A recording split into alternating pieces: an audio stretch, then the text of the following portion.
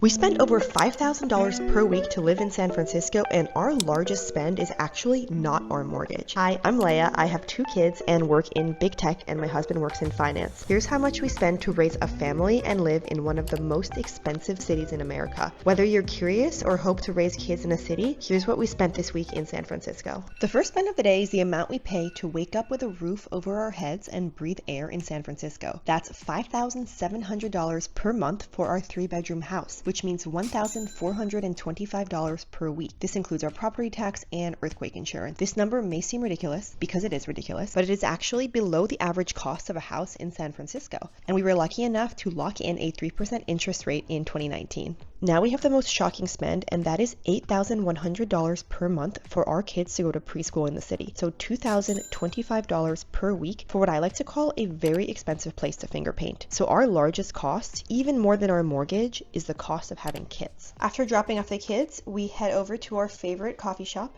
and we grab 2 lattes and a croissant. Then we head over to the beach with the dogs. This beach is supposed to have a gorgeous view of the iconic Golden Gate Bridge, but today it's covered by fog. San Francisco fog is such a phenomenon that locals call it Carl the Fog, and it even has its own Instagram account with almost 300,000 followers. Who's this? And of course, just a couple minutes later, I walked over to the Palace of Fine Arts, and the sun was shining beautifully. Now we're at the Palace of Fine Art, which is an extremely gorgeous place to walk around. There's a lake and just extremely beautiful architecture.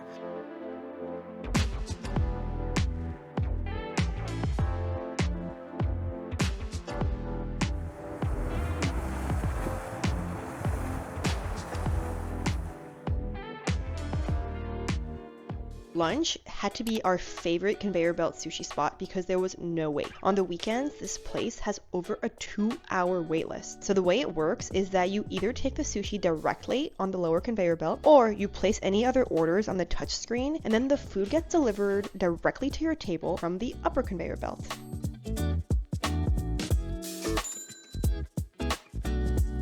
So this matcha shop also usually has a line around the corner. If there's no line, that is a sign from the universe that I need a second matcha for the day. I probably should have gotten a more interesting flavor, but this still hits.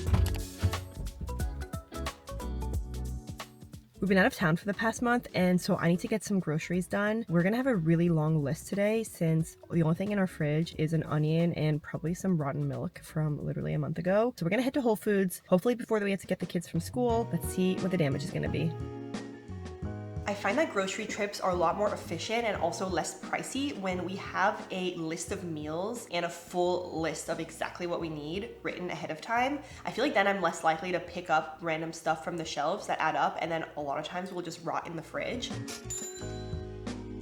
We're about to go for a run. Running, is one of those things that can be free, and one of the best things about running is that it's the cheapest way to get exercise. But I do have a running coach because I feel like it allows me to have more accountability. So for example, I was really tired after our trip because we just got back from Europe on Wednesday, and then we spent until yesterday night in Yosemite. And so I was not gonna go running today. But my coach texted me and she was like, "How did your long run go today?" And that accountability is just what I needed to get my butt out the door and do the run, because I don't want to respond to her until I finish doing my run. And running is one of those things that's just the gift that keeps on giving. I find that it gives me clarity. So if I'm having a bad day and I go for a long run, I just feel so much better. 2, it is a way to exercise our dogs. We have 3 big dogs, and so we get that benefit as well. And 3, I think that it's a really good way to decompress because, I'll use that time to listen to a podcast, call a friend, and I'll feel like I'm being productive doing that. But my running coach is $230 per month, and so that comes out to about $57.5 per week. The best way to spend your money, I think, is to invest in yourself and to invest in your health.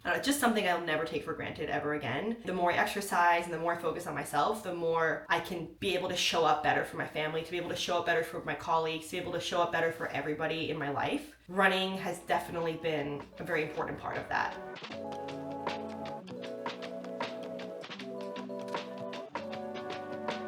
I just finished the 1.5 hour long preschool drop off for the kids. It took so much longer today than usual since they go to different schools until fall. I'm about to go and do some work at my favorite cafe. Hopefully it'll be a productive day today. It's wild how much more productive you can be if you just change up your environment a little bit. It doesn't even need to necessarily be going out to a cafe, but even just changing the location of your desk or working from a different part of your house, I find always makes me more productive. This morning, I ordered my favorite matcha latte from my favorite coffee bar, and I was actually very, very productive and got a lot of things done this morning. I'm gonna go with my favorite, which is sweet green. Generally get the harvest bowl. I'm gonna use my credit card benefit. So my DoorDash for my one salad tip plus all the extra fees is $32.02. We got our HelloFresh delivery, which was a box for 3 dinners for $72. This takes a lot of the thinking out of meal prepping, which has definitely been very convenient as life has gotten more and more busy. We're gonna do a working lunch today because I have a lot of stuff to get done before our 3:30 meeting that we have. But yeah, I got my usual, which is the harvest bowl, and then I add some blue cheese and I add some balsamic vinaigrette because I love vinaigrette. You can never have enough dressing. The last spend of the day is an order I've been meaning to make from IKEA for quite some time now. It was a total of $480 for a bunch of kid furniture and some plant stands. We only have one car, and so some days I will run the little one to school with the running stroller, and then I just leave the stroller at school and take a bus or the train back home. And so I think I'm gonna do that today. Pushing a stroller up the hills is a lot bigger of a workout than I anticipate every single time. The route actually doesn't take that much longer than public transit, so it's something that I try to do on the days that I don't have the car. We have to get to the top of that hill up there, so it's gonna be a little bit of a rough run getting up there.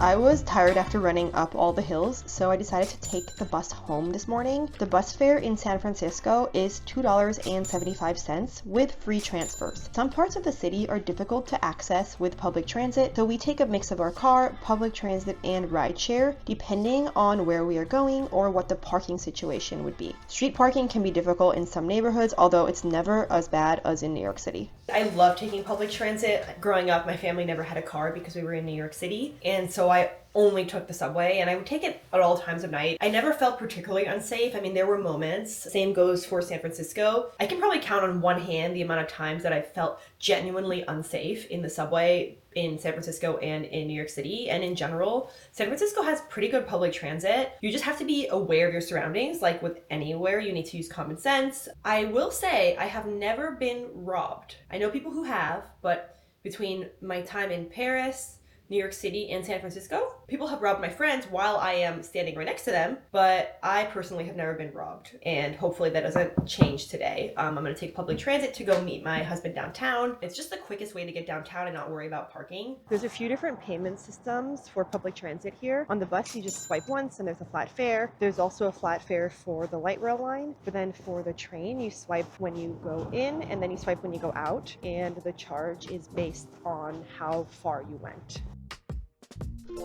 Downtown San Francisco is one of those neighborhoods you don't really go to just for fun, although it seems to be the place where the tourists seem to flock to, but then they always end up so disappointed. It's mainly office buildings, and it doesn't have any of the cute hills and colorful houses that the city is more known for. If you do want to visit though, downtown is a good place to catch a cable car at Powell Street to take you up to the hills to some of those cuter neighborhoods, and also to get a view of the Golden Gate Bridge from the highest point of the city. So our dogs cost us about $100 per month for food because they eat so much food. And then the biggest expense for the dogs is actually our health insurance, which is $150 per dog and per the cat we have. So between the 4 animals, that actually turns out to be about $150 per week for their health insurance. And it's been well worth it for all the emergencies we've had with them over the years. One of our dogs had a surgery from a blockage a few years ago, and that surgery would have cost us $12,000 if we had to pay out of pocket. So we were super thankful that we had the pet insurance for that. Something else that we have to budget for is somebody to watch our dogs when we travel. We've figured out a system where we found house sitters to come and stay in our house and take care of our house while also watching all of the pets, which is kind of a win-win situation because then they get to stay in our house and they get paid for that, and the dogs get to stay in their own house. I'm heading over to the hospital this morning just to get a biopsy on some of the lymph nodes in my neck that have gotten a little bit swollen. They just check me very often whenever there's anything a little bit off because of like the brain tumor. They just want to make sure they cover all their bases. Not expecting it to be anything. Hopefully it's not anything, but you never know, as I was not expecting that a little spot in my brain was going to be a tumor. It is what it is, right? The die has been cast. And yep, I am in a driverless car right now that's taking me to the doctor. This is a Waymo. It was $26.37 for a 30-minute ride.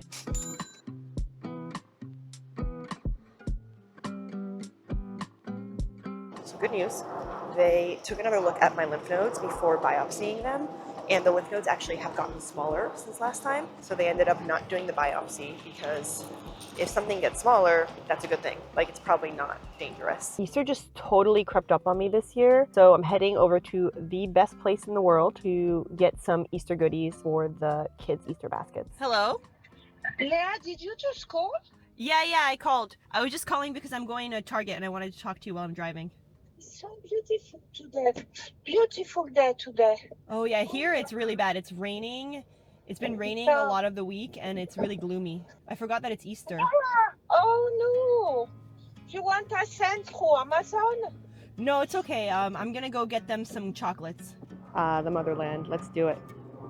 This was a larger haul where about $100 was groceries and the other $162 was items for my two kids' Easter basket and also some toys and treats for the dogs. It adds up really quickly when everything needs to be multiplied by two kids. It's like double the kids, double the costs every single time. There was also a mom shopping with her older daughter, and the mom asked her daughter if she wanted an Easter basket or if they would just do one for her younger brother, and the daughter said that she doesn't want to do egg hunts anymore. And that really hit me as a reminder they'll only really be this little once, and the time flies by really quickly. And I could tell in that moment that even though the mom was really happy that her daughter was growing up, she also had some nostalgia for those days where her daughter was super excited to wake up in the morning and hunt for some eggs. Like, I know that kids don't need presents to be happy, but a couple times a year, like Christmas, Easter, and their birthday, it's just so incredible seeing the joy as they open something like this Lego or this Lego. Like, you're gonna have so much fun opening it, and Easter is a very important holiday.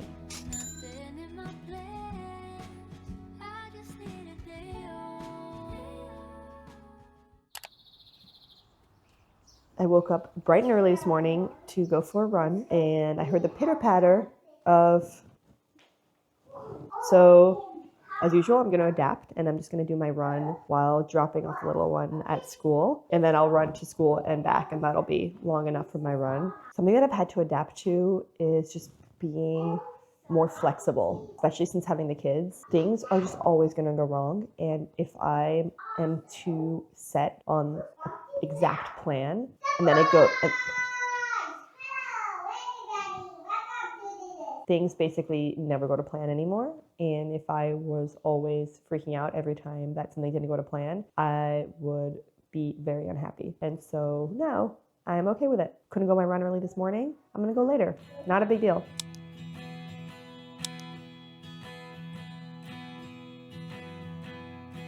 Just got back from dropping off the little one at school and from the run, and our house is totally clean because on Fridays we have cleaners come for $130. This is an expense we just recently started investing in as we realized it was harder and harder to keep the house clean with the dogs and with the kids. As our life has gotten more hectic with the animals and the kids, we found that we prefer paying up for convenience, so like meal kits, cleaners, because they really help us stay organized and still be able to enjoy our life even though it's super busy.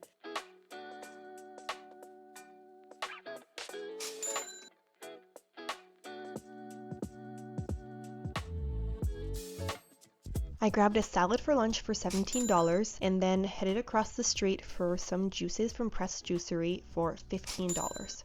I ended up back in a Waymo after my bar class. This trip is going to cost about $21. I just really wanted to get home quickly so that I could get some more things done before the kids come home from school. The sun finally decided to come out, which is awesome after this really dreary week. So I'm excited to enjoy the sun for the rest of the day. Once the kids come home, maybe we'll go to the park, we'll do some scootering. I think that this week we spent more than our family usually spends in a week because we had the IKEA order, Easter basket haul from Target. My running coach has this saying, which is running doesn't make you strong, but you need to be strong to run, which is why I incorporate so much strength training into my routine since running is my main activity. But to avoid injury, you need to make sure that all the muscles that are sustaining your body are also extremely strong.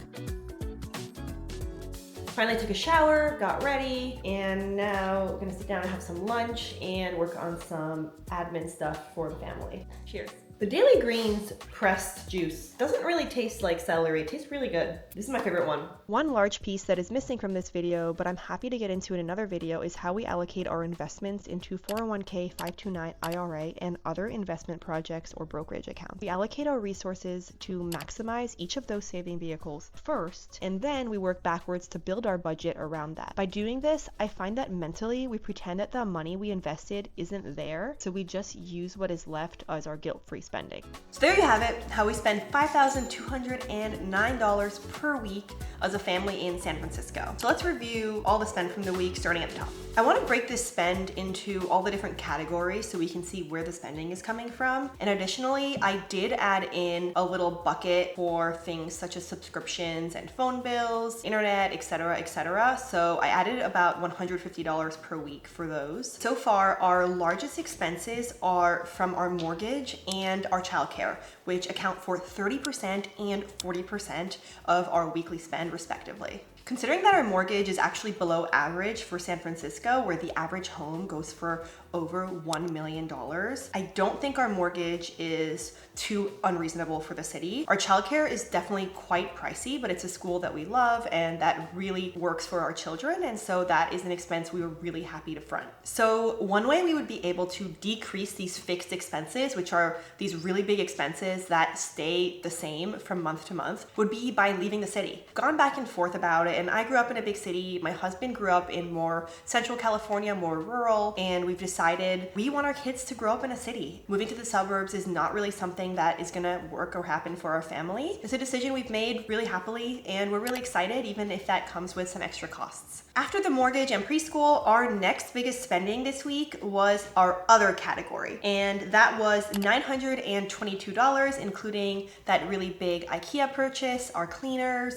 and also the Target haul with all of the Easter basket stuff. This is a section that we could definitely tighten a little bit because it's more of our recreational guilt-free spending other than, the cleaners that we have every week. But I would say that if there was anywhere we could cut in the budget, that would be where we would be able to move the needle the most. Our grocery spending from this week was from Whole Foods, Target, and a HelloFresh box, and that came down to $303 for a family of 4. Then our weekly spend for pet insurance and pet food is $175, and that stays pretty much the same from week to week, month to month, and it's another personal choice that we've made to have so many animals. To us, it's worth it. Your budget is a super personal decision that'll vary from family to family, and so you get to choose what you spend your money on, which is kind of nice. Our next spend was from our sushi date and also for some lunches that I got, like some salads, that protein plate that I got. That goes into our restaurant spend, and that was $167 for the week. Next, we got our wellness spend for the week. That was $96, and it included my running coach and also that bar class. This is a hobby that makes me really happy, brings me a lot of joy, and so I don't see this number changing, although it's also my husband's hobby, and his spend for this was $0. He just puts some shoes on and goes for a run, so this is a me problem. Transportation spend was actually higher this week than usual. It was $53 with the 2 Waymos and the bus that I took. I would say generally this number is a lot smaller. I was just in a rush, and for convenience, I wanted to take some Waymos. Lastly, we have coffee, which came down to $45 for the week. Comparing this to the other spending, it's actually not that big of a spend. It's just a tiny little portion of the pie. That means that shaving off a latte here or there isn't really gonna move the needle that much. Here's the thing though, when it comes to setting your budget and deciding where to live, those are very personal and individualized decisions, and so no one can really tell you how to do it. I just wanted to show in this video what numbers look like if you live in one of these high cost of living cities. But at the end of the day, the decision is yours, and you can have a really happy life no matter where you live. If you were curious about the cost of living in San Francisco, or just wondering how we make it work in the city, I hope you found this video helpful. Be sure to like and subscribe for more content like this. It's free. See you next time. Bye.